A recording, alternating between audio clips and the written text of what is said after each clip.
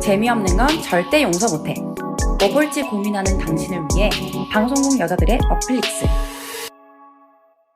두둥. 안녕하세요. 방송국 여자들의 왓플릭스입니다. 안녕하세요. 네, 저는 오늘 진행을 맡은 창마고요. 스릴러와 무서운 것을 좋아합니다. 저는 미장센 보는 걸 좋아하는 김세우입니다. 네, 로맨스와 판타지 좋아하는 꽁칠입니다. 네, 우선 댓글 먼저 한번 좀 보고 갈게요. 슈비군님이 오랜만에 댓글 달아주셨어요. 두둥 생존 신고합니다. 와, 반갑습니다. 네, 슈비군님이 웬만한 마블 시리즈는 다 보는데 문라이트는 너무 산만해서 중급 포기하셨대요. 아, 맞아. 조금 저도 다 보긴 했는데 정신없긴 하더라고요.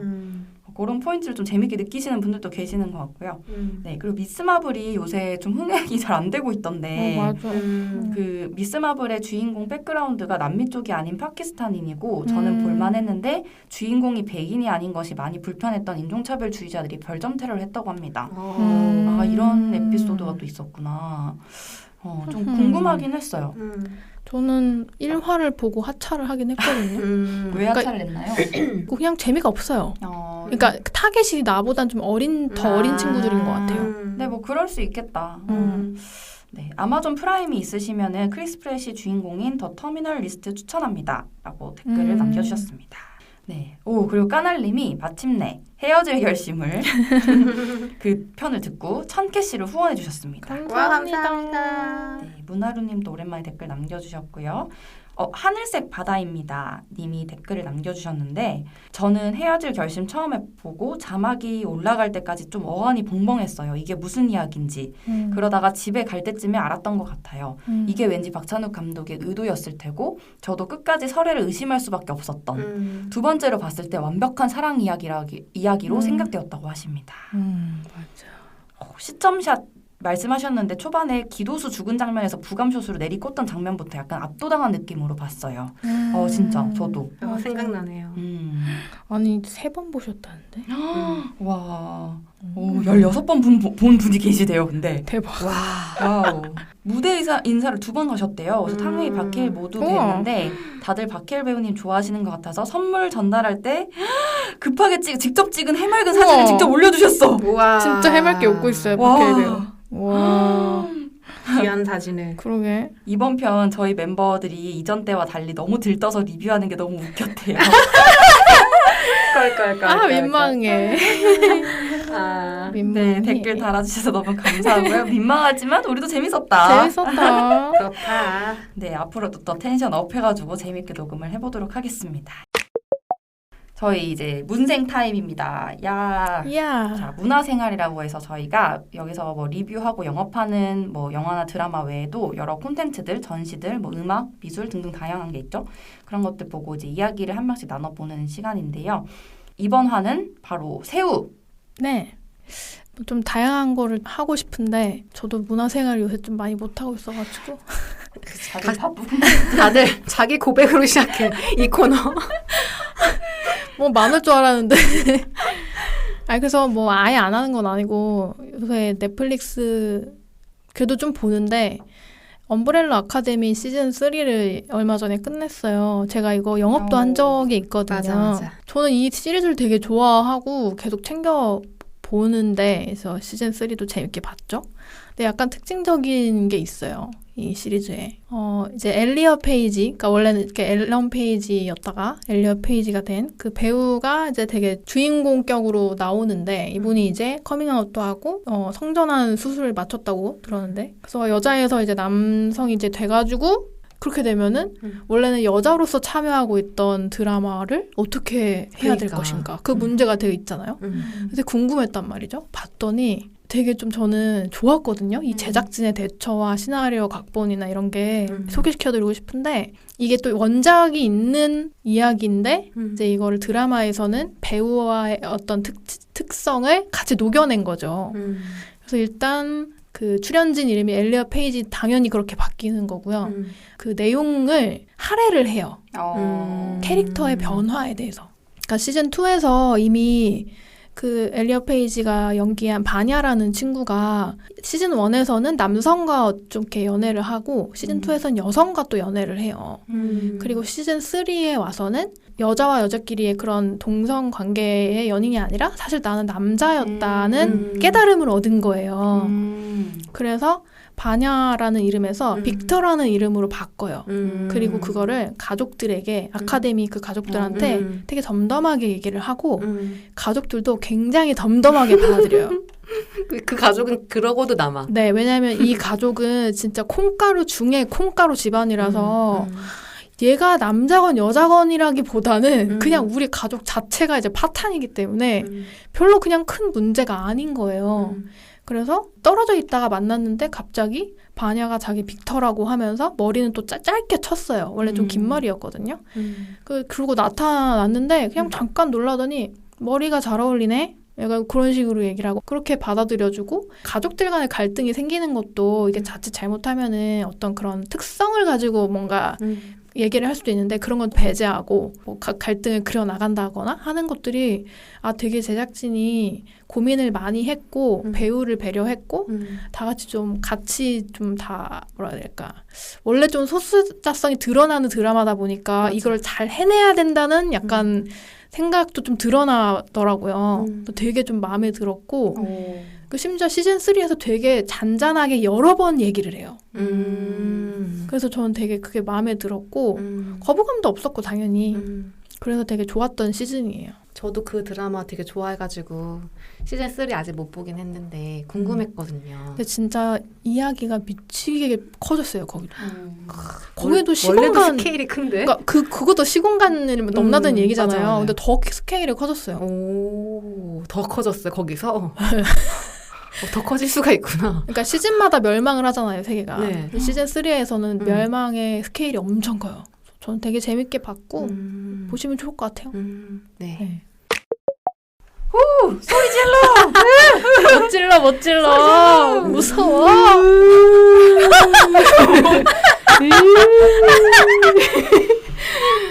소리 지르는 이유는 바로 오늘 네. 많은 분들이 기다리던 갑자기 텐션 올라간 거 봐. 지금 날씨 너무 덥죠. 이런 더운 날씨에 무엇다? 호러 도사 같다 진짜. 공포 영화다. 참 하필 또 제가 이렇게 진행을 맡은 그렇네. 네. 짱이네. 공포를 주제로 저희가 드디어 하게 됐고요. 여러분 혹시 너무너무 아쉽게도 눈치를 채셨는지 모르겠으나 한 명이 없죠. 네. 저희 조조가 저번 주에 이어서 이번 주도 지금 너무너무 바쁜 나머지 녹음에 좀 불참을 하게 됐어요. 그래서 이번 주 주제가 바로 공포영화인데 제가 추천을 너무너무 받고 싶었는데 한 명 몫이 없어가지고 너무너무 슬프고요. 그러게요. 제가 이거 나중에 따로라도 조조한테 영업을 얻어낼 것입니다. 네. 아무튼 오늘 너무 기대됩니다. 과연 이 쫄보 두 명이 무엇을 가져왔을지. 껄껄. 조조는 아직 진짜. 뭐 얼마큼 쫄본지 제가 잘은 모르겠으나 이 꽁치와 새우는 오랫동안 봤죠. 공포 영화를 못 봐요. 못 봐서 예전에 막 유전 이런 것도 같이 보고. 유전은 근데 좀 누구도 무서운 영화 아니에요? 우리가 쫄바라서가 아니라? 그건 그렇죠. 무섭긴 하죠. 뭐 공포 영화니까. 세다 네, 아무튼 그렇게 같이 봤던 기억이 있습니다. 그래서 참나. 혼자 이 영화를 영업을 하려면 제가 또 봐야 되잖아요. 근데 이 영화를 혼자 못 보시는 분들이라서 어떤 걸 들고 왔을지. 또 이런 비하인드가 있습니다. 자꾸 검사를 저한테 맡으시던데 세훈님이 자꾸 단톡에다 이거 되나요? 이것도 공포인가요? 근데 막 무슨 스릴러고 막 이래서 제가 기각시키고 막 그랬거든요. 막 코미디 영화라 그러잖아요. 어떡하면 좋아. 결국은 내가 자기 검열에 들어가 봐. 아니야 이거 아닌 것 같아. 그래서 큰일이다. 기대가 되는 바입니다. 자, 돌아가면서 한 분씩 키워드를 좀 말씀해 주실까요? 저는 소설이에요. 난 신화? 신화. 그리스 신화. 저는 그럼 패션. 패션? 네. 네, 아주 저 아예 감을 못 잡겠네요. 자, 그러면은 각자 생각했을 때 얼마나 무서워요? 5점 만점에 얘기해봐요. 아니 솔직히 저는 죄송한 마음을 가지고 안 돼! 왔어요. 이 또 스릴러 갖고 왔다. 아니, 이 또 스릴러 갖고 왔다. 아니 저한테는 공포였단 말이에요. 5점 만점에 몇 점이었어요? 5점 만점에요? 무서운 게. 무서운 게? 영화 좋다 이거 말고 무서운 정도. 3.5 드립니다. 아이 본인 쫄보가 3.5 저를 안 무서운 거잖아. 꽁치는요? 3점? 아씨 뭐야 이거 안 나와. 별로 안 궁금하죠?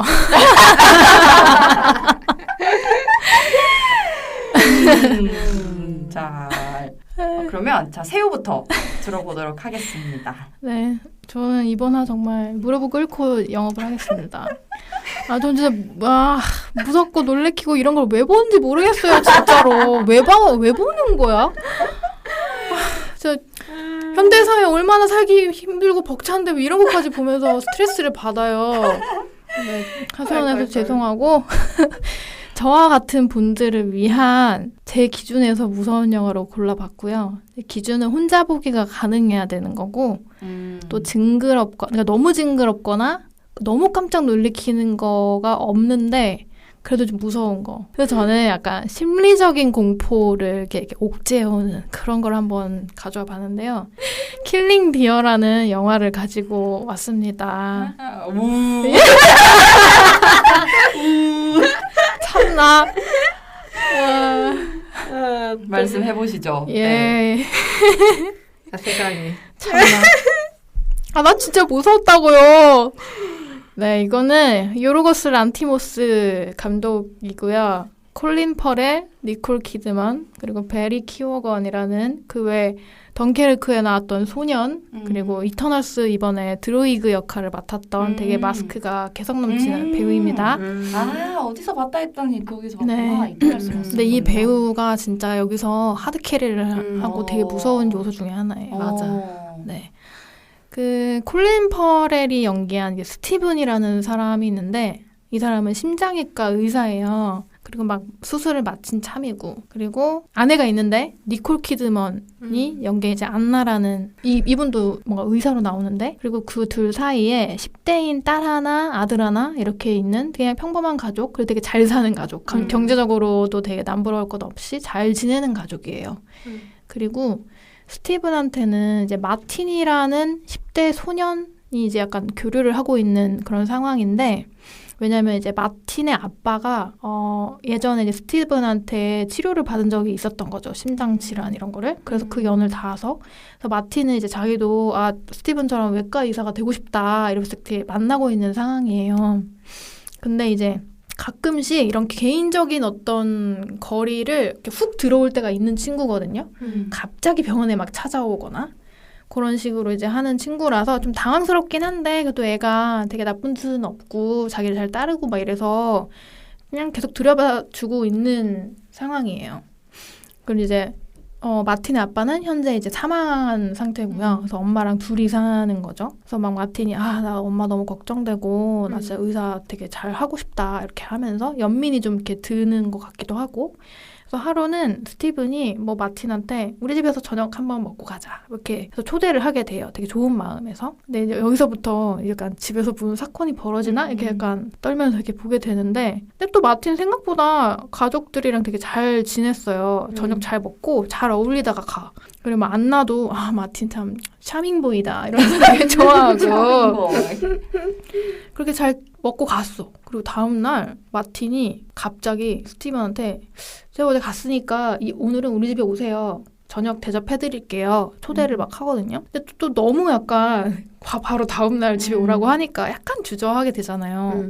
그래서 못 갈 것 같은데 라고 했는데 이제 마틴이 계속 우리 엄마한테 벌써 말했는데 꼭 오세요? 꼭 오세요? 약간 쫄라요. 그래서 그래 하면서 가서 이제 저녁을 먹게 되거든요. 근데 마틴의 엄마가 약간 스티븐한테 호감이 있는 것 같은 거야. 그래서 마틴의 아빠 이따 없고 되게 좀 스킨십 같은 걸 시도를 하거든요. 스티븐한테. 그래서 스티븐이 너무 놀라가지고 빨리 그 집에서 벗어나요. 그래서 이후로 약간 마틴을 조금 거리를 두기 시작하거든요. 근데 마틴이 되게 집요하게 계속 옆에서 도는 거예요. 스티븐 옆에서. 또 뭐 불쑥 병원을 찾아가서 나 가슴이 좀 갑자기 아파요. 검사해주세요. 막 이러기도 하고 뭐 어느 날은 그 딸 학교에 가서 딸을 집에 데려다주고 막 이래요. 약간 썸특하게. 그래서 마틴이 약간 이상하고 좀 불편해지기 시작하거든요. 약간 찝찝한 날들을 보내던 어느 날 아침 이제 학교 갈 준비들을 막 다 하고 있는데 아들이 침대에서 안 내려오고 그냥 우두커니 앉아 있는 거예요. 그래서 뭐야 너 늦겠어 빨리 나와 뭐 징징거리지 말고 빨리 내려와 막 하는데 아빠 나 다리에 감각이 없어. 못 일어나겠어. 이렇게 하는 거야. 그래서 처음에는 아 뭐야 빨리 내려와 장난치지 말고 하는데 진짜 못 감각이 없었던 거야. 그래서 약간 그때부터 두둥게 되는 거지. 멀쩡했던 애가 갑자기 그러니까 그래서 얼른 이제 병원 데려가가지고 이런저런 막 검사를 받아봐요. 근데 결과는 다 정상이라고 나와요. 그래서 갑자기 얘가 왜 이러지? 이렇게 걱정하고 있던 차에 또 마틴이 불쑥 오거든요. 병문안을 한답시고 또 가족들이랑 약간 얼굴도 보고 해서 아 뭐 잘 낫겠지. 아 뭐 어떻게 안타까워서 뭐 이런 식으로. 근데 그게 무서운 거예요, 마틴이. 그때부터는. 마틴이 뭐 이따가 이제 가봐야겠다 하면서 스티븐 뒤로 슬쩍 가가지고 되게 귓속말로 저 그 카페에 있을 테니까 오세요. 가. 스티븐이 나 지금 못 간다. 나중에 얘기하자. 오세요. 그래 하는 거예요. 그래서 스티븐이 또 갔어. 무슨 뭔가. 갔더니 마틴이 뭐 이런저런 얘기를 하다가 아저씨가 날 피하는 것 같긴 한데 뭐 괜찮고 제가 빨리 그러니까 설명하고 갈게요 하면서 얘기를 시작하는데 엄청난 얘기를 하고 가요. 바로 여기서 비밀이에요? 여기 약간 스포될 것 같아. 그죠? 근데 이 대화를 기점으로 영화의 심리적인 공포가 시작이 돼요. 옥죄어 오기 시작해요. 뭐야 다리에 주사를 놨나? 그런 거 아니야. 마틴은 전혀 관여하지 않았어. 근데 연관은 있어. 그래서 이걸 제가 말을 할까 말까 진짜 고민을 많이 했는데 이거는 영화를 직접 보면서 충격을 같이 받아야 되기 때문에 네, 제가 말씀은 드리진 않겠고 이 대화가 끝나고 나면 보는 제가 마틴을 볼 때 얘는 인간이 아닌가? 이런 생각이 드는 수준이에요. 그 대화는 당연히 가족들한테 영향을 크게 미치고요. 조금만 설명드리면 마틴이 스티븐한테 어떤 선택을 강요하거든요. 말을 하면서 선택을 무조건 해야 되고 그 선택은 너무너무 어려워요. 그리고 선택을 못한다 그래서 그러면 정말 최악의 파멸이 올 거라고 예견이 돼 있어요. 그래서 이제 스티븐은 그때부터 피가 막 마르는 거예요. 그래서 그 대화 이후에 경비를 불러서 마틴을 쫓아내버리거든요. 다시는 얘랑 어떻게 연결될 수 없다 이렇게. 근데 계속 또 마틴은 주변에서 돌 수밖에 없어. 왜냐면 마틴이 했던 그 말 때문에 마틴과 연결이 될 수밖에 없는 상황이라서 이 진짜 이 계속 막 너무 불편하고 막 피 말리는 그 상황이 계속되면서 공포를 자아내는 그런 영화고요. 그래서 과연 마틴은 뭐 무슨 말을 했을까부터 이 가족한테 뭘 원하기에 이렇게 주변을 도는 것이며 왜 하필 스티븐이며 결국 그럼 스티븐과 가족은 어떻게 되는 거지? 약간 이런 진행을 가지고 있는 영화입니다. 그래서 뭐 공포 호러라고 말하기는 조금 민망해요. 근데 그 장르 속에 공포라고 되어 있거든요. 근데 그리스 신화랑은 무슨 연관이에요? 그 마틴이 얘기하는 그 말에 일단 연관이 있고 원작 그러니까 그리스 원작 신화 뭐 그게 있대요. 근데 그건 이제 해석을 찾아보면서 그러니까 차용한 그런 느낌이 좀 있었고 엄청 무서운 장르적인 무서움이라기보다는 그런 공포의 장르 문법을 잘 활용해서 공포스러움을 좀 자아내는 영화인데 이렇게 보면은 음악 그리고 뭐 편집 뭐 이런 것들로 되게 공포스럽게 막 하거든요. 특히 마틴이 배우 자체가 약간 좀 의문스럽게 연기를 잘 하고 마스크도 그런 편이고 그리고 마틴이 등장할 때마다 음악이 진짜 괴기스러워요. 되게 막 기분 나쁜 막 그런 그래서 쟤만 나오면 뭔가 일이 벌어질 것 같은 긴장감이 막 있어요. 쫄깃쫄깃하게. 그래서 저와 같은 수준의 이런 분들은 되게 공포스럽게 볼 수 있고 되게 적재적소에 잘 활용을 했어요. 그래서 완성도가 되게 높다고 저는 생각을 했고 그리고 배우들의 연기가 되게 기이하거든요. 근데 그럴 것 같다. 연기진들이 보면. 전체적으로 좀 감정이 없고 뭔가 무덤덤해서 뭔가 다 꿍꿍이가 있을 것처럼 뭔가 연출이 되어 있어요. 니콜 키드만 여기서 연기 너무 잘했는데 이게 어쨌든 마틴이 스티븐을 통해서 그런 얘기를 했고 어떻게 보면 그 아내인 안나는 그냥 피해자가 될 수 있는 상황이거든요. 근데 그거를 되게 연기를 너무 잘해가지고 맞아. 아직도 생각이 나. 그 얼굴이. 마틴과 대화하는 그리고 안나 나름대로 또 뭔가 사건을 해결하려고 분투하는 그런 장면들도 되게 멋있는 게 많고 콜린 퍼렐이 약간 이런 연기 되게 잘하시는 것 같은데 어떠한 거대한 상황, 사건에 약간 이렇게 짓눌리면서 되게 무기력해지는 그런 인물들 역할 되게 잘하는 것 같아요. 옛날에 무슨 그 폰부스 부스에서 네. 거기서 저 진짜 너무 잘 봤어가지고 뭐 그런 연기 되게 잘하시는 것 같아. 여기서도 당연히 그런 되게 연기를 잘 해가지고 되게 좋았고 아울리스의 이피게네이아라는 그리스 비극을 토대로 했다고 하더라고요. 근데 뭐 내용까지는 말씀 안 드리겠지만은 이게 재해석, 뭐 패러디 또는 뭐 풍자라고도 하던데 블랙 코미디라고 하시는 분도 있는데 블랙 코미디까지는 아닌 것 같아요. 사실. 코미디 아니지. 네, 근데 어쨌든 이 그리스 비극을 가지고 잘 놀았다 이런 평이 좀 많은 영화고요. 저는 끝까지 무서웠기 때문에 뭐 공포라고 얘기하고 싶고요. 정말 뭐 야유를 했지만 재밌을 수 있잖아요. 그래서 그런 궁금하신 분들이 있으면 한번 재생해 보시면 좋을 것 같습니다. 요거는 마차랑 넷플릭스에 다 있어요. 아니 저 어디서 이게 엄청 짜증나는 영화라고 막 짜증나요. 그런 얘기를 들었었어요. 그래서 안 보고 있었거든요. 근데 전 짜증보다는 사실 약간 무서운 공기가 더 컸어. 그냥. 이게 이 감독 전작이 이제 더 랍스터. 맞아. 랍스터는 랍스터? 블랙 코미디지. 그런 계열이에요. 그러니까 뭔가 기괴하고 사람을 약간 미칠 지경으로 몰아붙이는 걸 잘하는 감독님인 것 같고 저도 이제 이 영화를 봤는데 그 연장선에 있어요. 이 영화도. 사실 랍스터보다는 더 공포스럽지 않아요?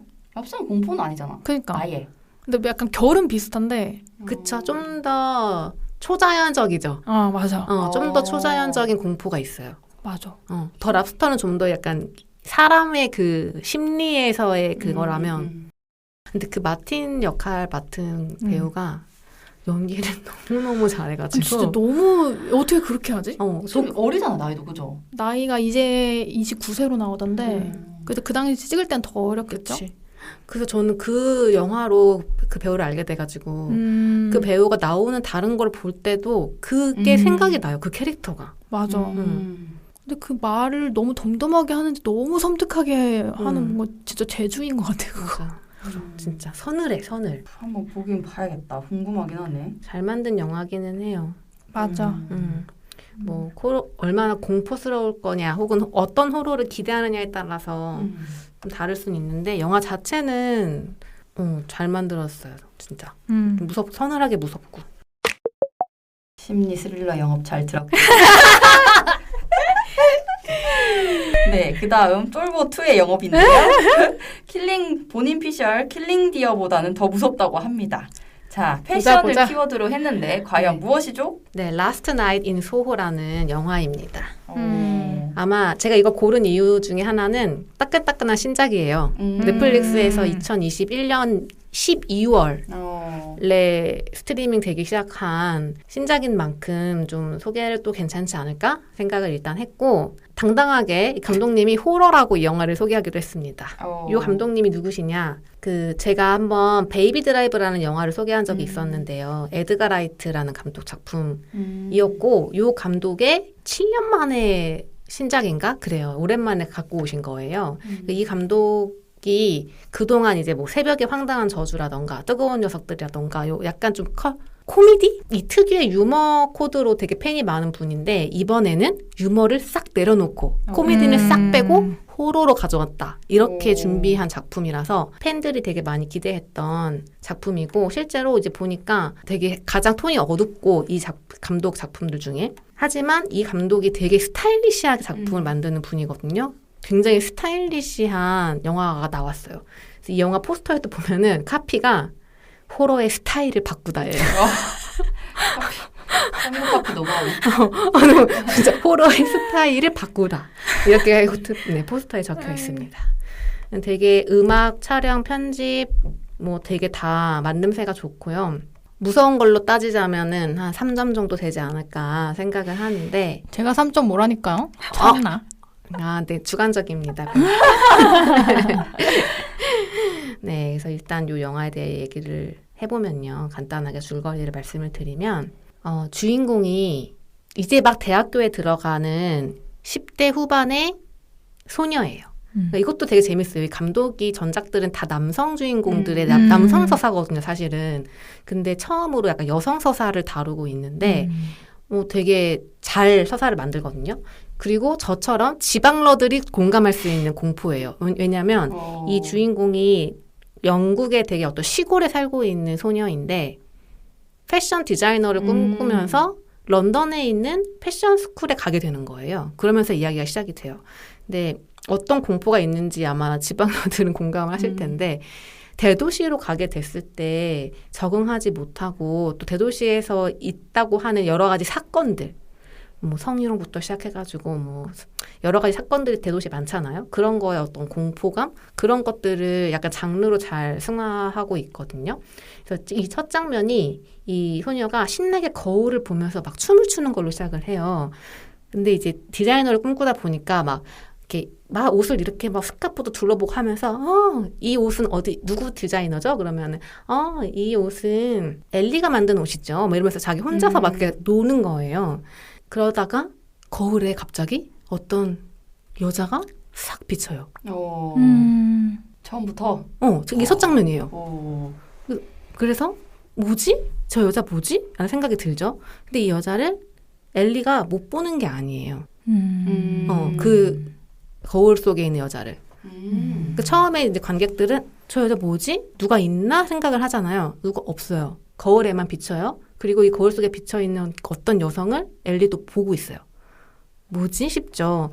근데 그 다음에 이제 흘러나오는 흐름을 보면 짐작이 돼요. 엄마인 거예요. 그러니까 이 엘리는 어렸을 때 엄마를 잃었고 할머니랑 살고 있는데 할머니 얘기를 들어보니까 엄마는 런던에 가서 굉장히 힘든 일을 겪었고 그 일 때문에 죽었어요. 그래서 할머니는 엘리가 혼자서 런던에 가는 게 굉장히 걱정되는 거예요. 근데 엘리는 씩씩하게 할머니 나 디자이너 될 거야 이러면서 씩씩하게 이제 런던으로 갑니다. 근데 런던에 가는 첫날부터 쉽지 않아요. 택시를 탔는데 택시기사가 뭐 공부하세요? 저 뭐 학교 다니는데 패션 공부해요. 모델이신가 봐요. 다리가 예쁘네요. 이렇게 이제 성희롱 당하는 것부터 런던 생활이 시작이 돼요. 그리고 이 패션 학교라서 그런지 어떤지 학생들도 굉장히 드셉니다.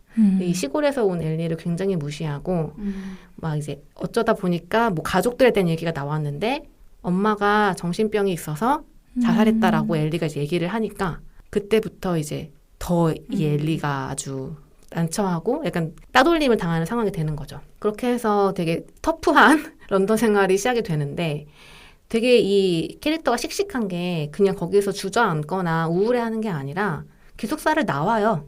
기숙사를 나와서 런던의 패션거리 소호에 자취를 시작합니다.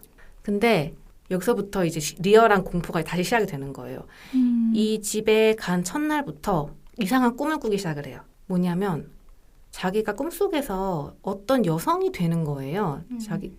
1960년대를 엘리가 되게 좋아하거든요. 이 60년대의 의상을 보고 되게 영감을 받고 있고 그런 비슷한 음악도 듣고 되게 좋아해요. 근데 꿈속에서 엘리가 1960년대로 들어가는 거예요. 그리고 왜 꿈에서 우리 그러잖아요. 나인 듯 나 아닌 캐릭터를 만나서 관찰하듯이 그 꿈을 경험하잖아요. 그게 연출 너무 잘 돼 있거든요. 그래서 엘리가 꿈속에서 보는 그 여성은 샌디라는 사람인데 가수가 되고 싶어서 런던에 온 여자인 거예요. 엄마인가? 그래서 따라가요. 쭉 이 샌디의 경험을 같이 해요. 첫날 꿈은 너무 행복했어요. 그 샌디가 런던에 와가지고 이제 막 멋진 남자를 만나서 뭔가 꿈도 이루어질 것 같고 막 그래. 그렇게 해서 꿈을 딱 깨가지고 기분 좋게 학교에 갔는데 키스 마크가 있어.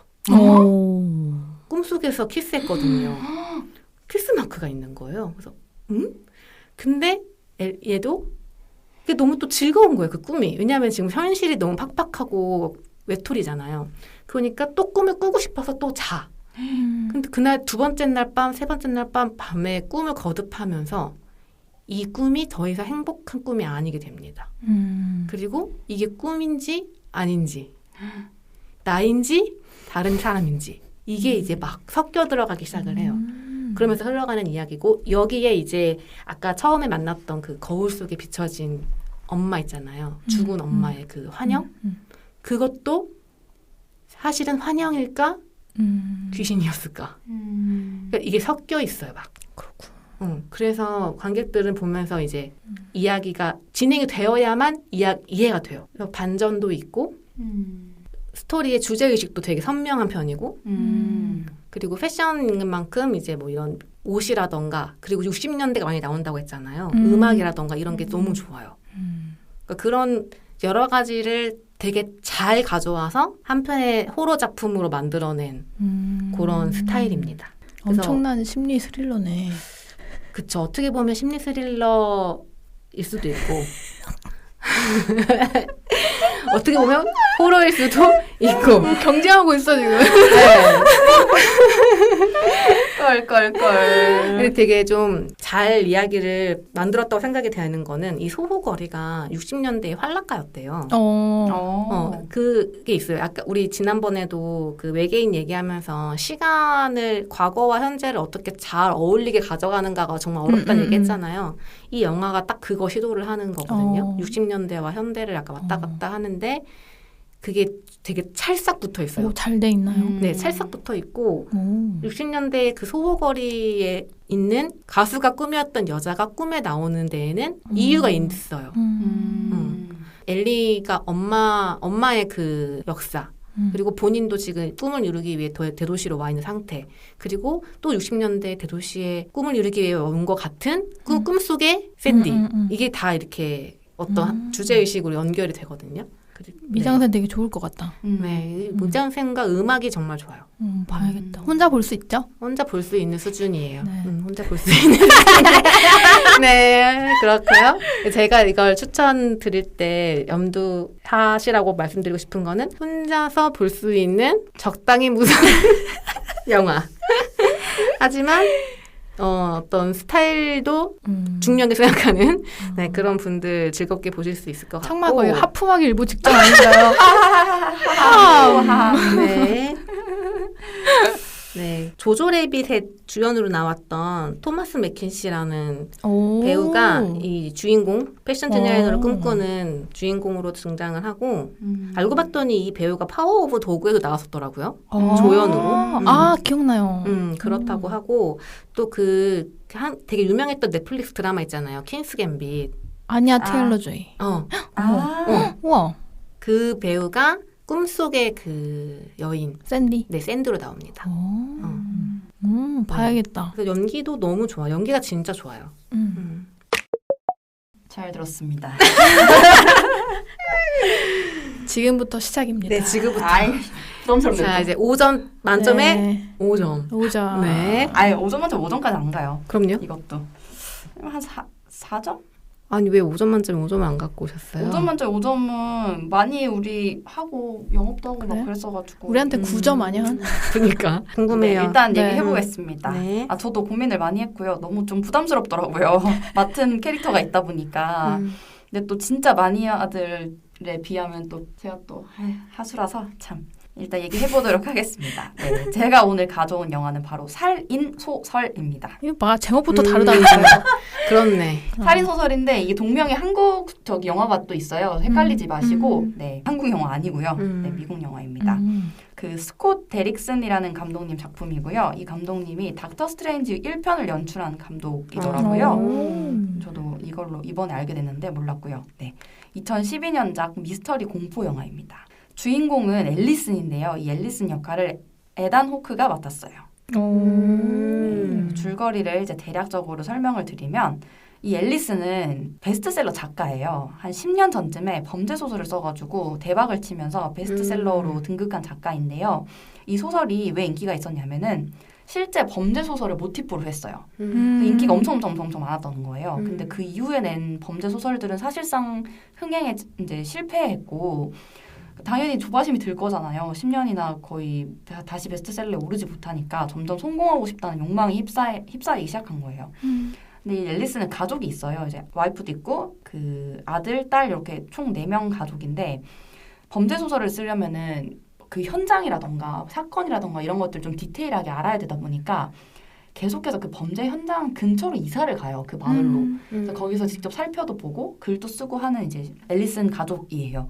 근데 이 점점 이 조바심이 들고 욕망에 휩싸이다 보니까 이번에는 집필하고 있던 범죄 소설의 범죄가 실제로 벌어진 집으로 아예 가족을 데리고 이사를 갑니다. 근데 당연히 비밀로 했죠, 가족들한테는. 열받아. 내가 가족이면 진짜. 가족들은 아무것도 모르는 상태에서 이제 이사를 갔어요. 그 집으로 갔습니다. 근데 이 집에서 어떤 일이 벌어졌냐면 이 집에는 부모 그리고 아이 셋, 총 5명의 가족이 여기 살고 있었어요. 근데 일가족이 어느 날 뒷뜰에서 몰살을 당해요. 근데 어떻게 몰살을 당하냐? 누군가에 의해서 이 가족들이 뒷뜰에 있는 엄청 큰 나무에다가 교수형에 처해져요. 이 가족들이 쭈루루루 이 나무 위에 밧줄로 목이 메어서 누가 밧줄을 밑에 당겨가지고 교수형에 처해집니다. 근데 5명이잖아요, 가족이. 근데 죽은 사람은 4명이고요. 아이 1명만 실종이 됐어요. 그런 사건입니다. 그래서 이 실종된 이 아이를 계속 찾아서 동네에서도 이제 계속 이제 실종 상태인 거죠. 이 아이가 어디 있을까에 대한 막 이제 미결 사건인 거죠. 근데 그런 상황에서 이 앨리스는 이 사건을 토대로 소설을 쓰고 싶다라는 욕망에 휩싸여서 이 사건이 벌어진 그 집으로 이사를 간 거예요. 근데 이사를 가서 이제 짐을 풀던 앨리스는 우연히 다락방을 정리를 하다가 어떤 박스를 발견합니다. 근데 그 박스에 홈 무비라고 적혀 있어요. 거기 열었더니 여러 필름들과 이제 옛날 영사기들을 발견해요. 그래서 이제 소설을 써야 되니까 혹시나 뭐 이런 것들이 도움이 될까 하여 이 전에 살았던 가족이 겪었던 일이다 보니까 이 영사기를 뭐 어떻게 수리를 해가지고 작업실에서 이제 돌려요. 근데 플레이를 했더니 그 교수형에 처하는 장면이 찍힌 비디오가 재생되는 거예요. 멀리서 찍었어요? 아니면? 꽤 가까이서 찍었어요. 누군가 의도적으로 찍은 거야. 누가 이 가족들을 죽이고 의도적으로 찍었어. 누가 죽인 거고 누가 찍은 거지? 핸드헬드예요? 핸드헬드까지는 아니었어요. 고정캠이었어.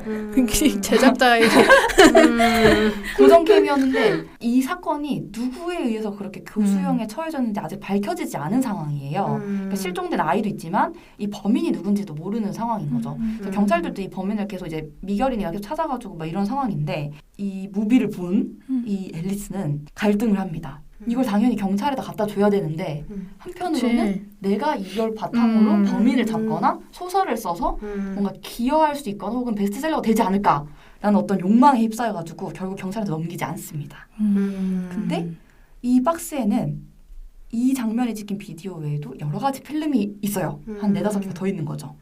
그런 것들이 이제 하나씩 보게 되면서 이 집안에서 벌어지는 사건입니다.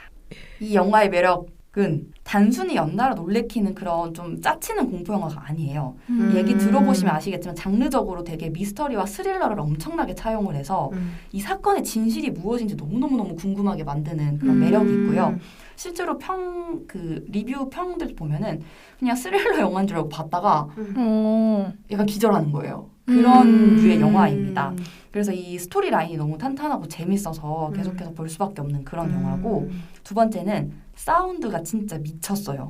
역시 공포는 사운드지. 네, 맞아. 제가 처음에는 그냥 거실에서 큰 TV로 이렇게 보다가 리뷰가 사운드가 너무 재밌다고 하길래 그 TV를 끄고 노캔 헤드폰을 끼고 이렇게 봤어요. 좀 더 화면을 작게 봤는데도 불구하고 사운드가 너무 무서워서 진짜 이 긴장감이나 공포가 진짜 한 몇 배가 더 커져요. 그래서 이걸 보시려는 분들은 꼭 밤에 불을 끄고 노캔 헤드폰을 끼고 보세요. 싫어.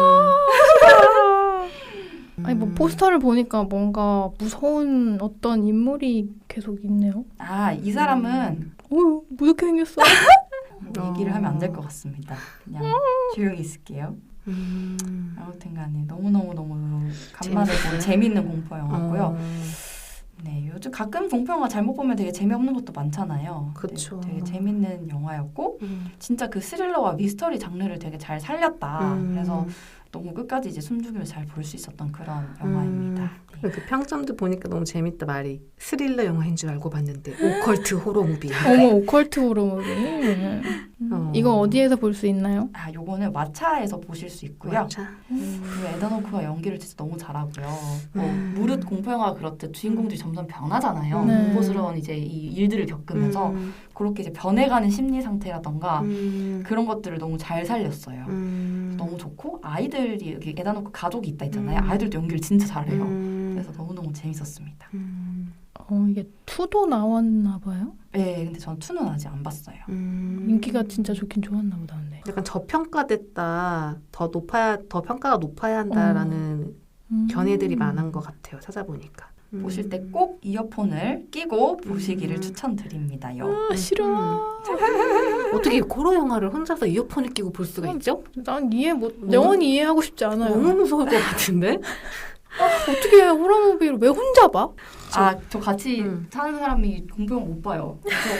그래서 혼자 봐요. 그래서 노캔에 혼자 봐야 되는 거 아니에요? 네, 맞아요. TV 처음 봤다가 어떤 씬에서 갑자기 깜짝 놀래가지고 그래서 이어폰을 끼고 봤죠. 근데 그게 훨씬 더 무서웠습니다. 근데 원제는 약간 다르더라고. 네, 시니스터라고 좀 살인소설 이렇게 매력적인 제목은 아닌 것 같아요. 근데 시니스터도 약간 좀 포괄적이라 가지고 그러네. 좀 애매한 것 같아요. 그러니까 어떤 의도인지는 알 것 같아.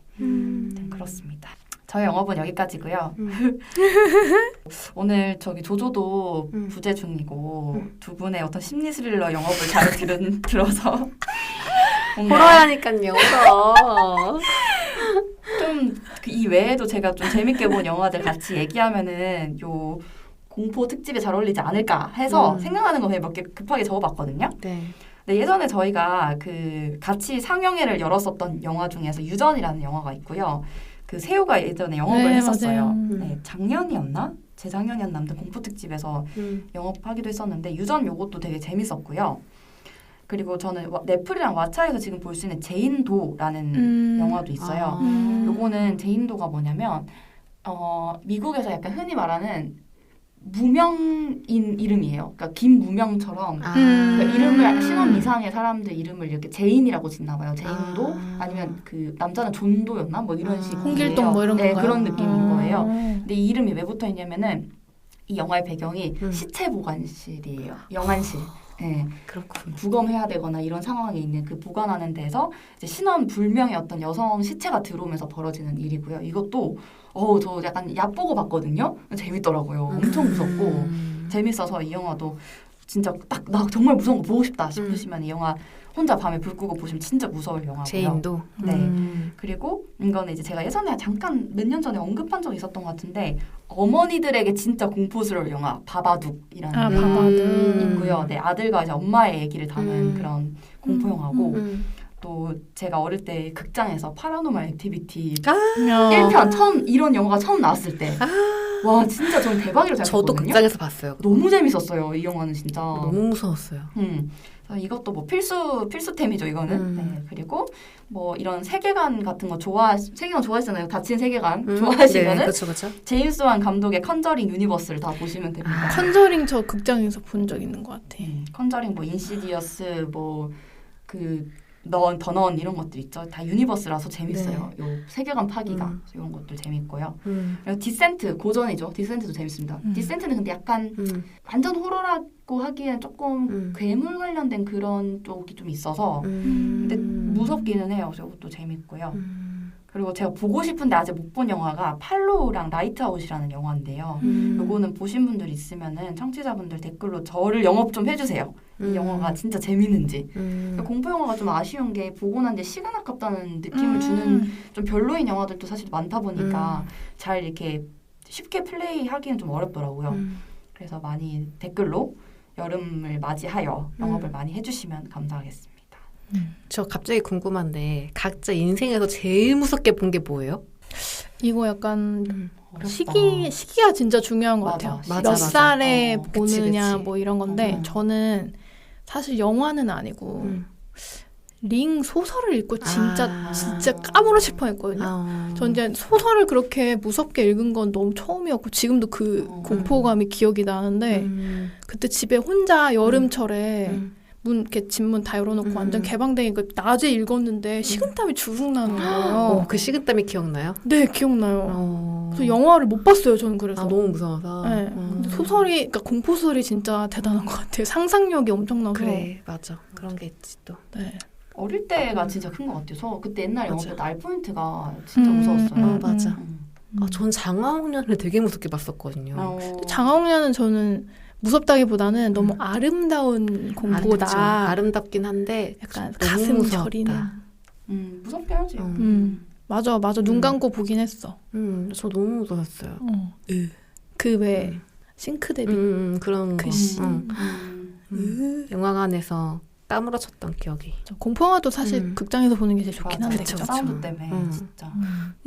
뭔가 이게 OTT로 자꾸 뭔가 공포든 보다 보니까 그런 호러 장르를 충분히 즐기기 어려워진 것 같다는 생각도 그건 들어요. 그래요. 그러니까 진짜 맞아. 무섭지만 가끔은 극장 가서 이렇게 막 눈 가리면서 맞아. 보는 그 또 즐거움이 있잖아요. 맞아요.